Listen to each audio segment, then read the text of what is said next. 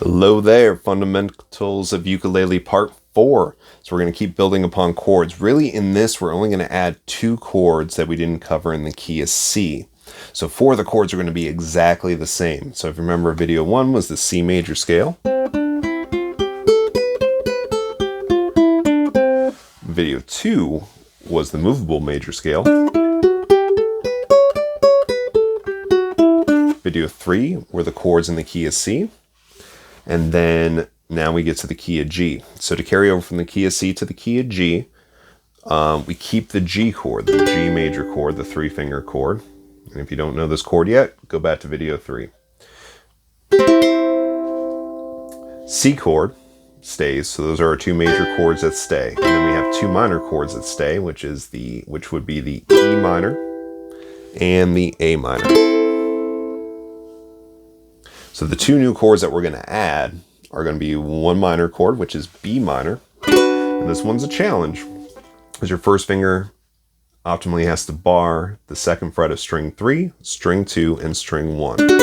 Get comfortable doing that, and then you also add the ring finger to the 4th fret of string 4. So it goes 4, 2, 2, and 2 from ceiling to ground.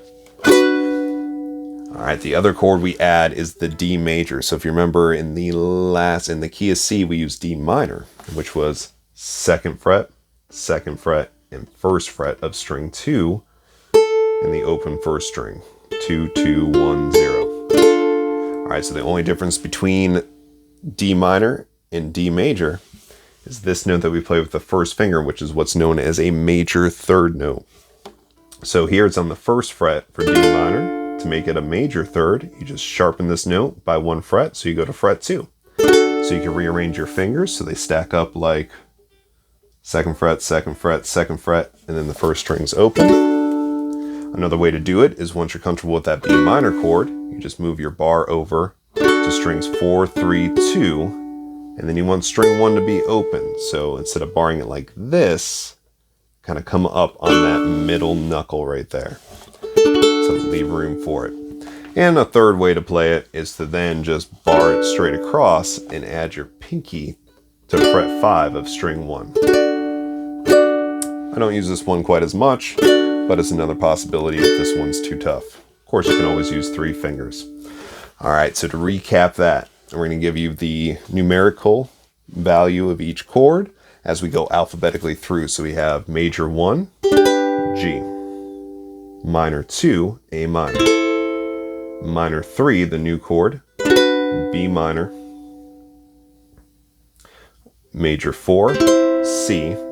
Major 5, D, D, or D. And minor 6, the relative minor of G, E minor. So again, the 2 new chords are B minor and D. So really just get comfortable going back and forth between those 2.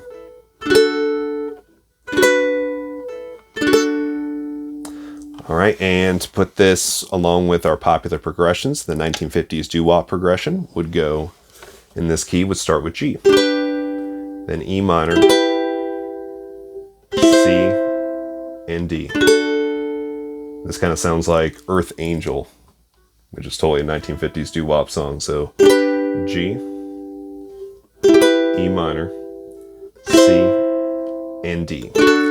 Numerically, Roman numerically, it is a 1, 6, 4, 5 progression. All right, and then the other popular pop formula, the Axis of Awesome pop punk formula, is G, D, E minor, and then C, which is a 1, 5, 6, 4 progression.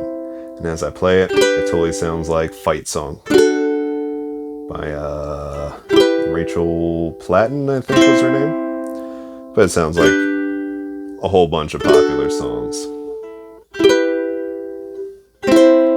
Alright, so that should surmise how to add in 2 more chords that you learned from the key of C to now know all the chords in the key of G. Alright, so come join me for the lesson number 5. Practice up, play, have fun, look up some songs that might use these progressions, and Once again, have fun with it.